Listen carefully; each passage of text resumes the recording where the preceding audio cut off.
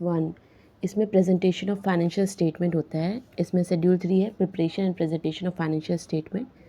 AS1 जो होता है उसी के बदले में आया है ये। AS1 बोलता है डिस्क्लोजर ऑफ अकाउंटिंग स्टैंडर्ड और इंड AS बोलता है presentation of financial statement. Schedule 3 of companies act prescribe करता है format and structure of financial statement and guidance देता है।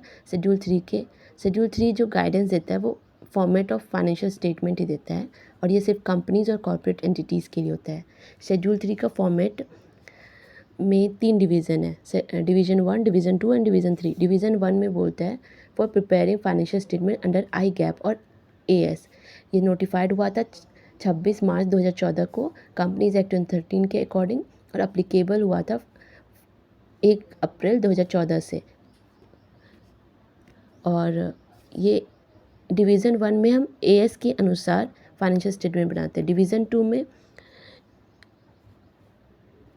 ये कंपनीज़ के लिए अप्लीकेबल होती है जो अदर देन NBFCs होती हैं, वो फाइनेंशियल स्टेटमेंट प्रिपेयर करती है अंडर इंड AS और ये मैंडेटरी हो गया है फाइनेंशियल ईयर 2016-17 से। और ये सिर्फ कंपनीज़ के लिए है, NBFCs जो नहीं होंगी उनके लिए।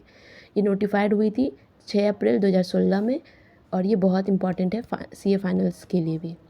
फिर डिवीज़न 3 ये NBFCs को रिप्रेजेंट करता है। NBFCs कंपनीज़ इसके अंडर बनाती है अपना फाइनेंशियल स्टेटमेंट और ये इफ़ेक्टिव हुआ था फाइनेंशियल ईयर 2018-19 से। नोटिफाइड हुआ था 11 अक्टूबर 2018 में।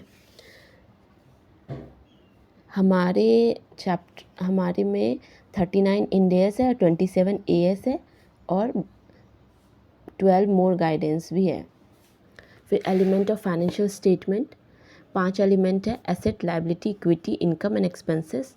और कंपोनेंट ऑफ फाइनेंशियल स्टेटमेंट है बैलेंस शीट और P&L। तो यहाँ पे कन्फ्यूज़न होता है, एलिमेंट 5 हैं और कंपोनेंट 2 हैं।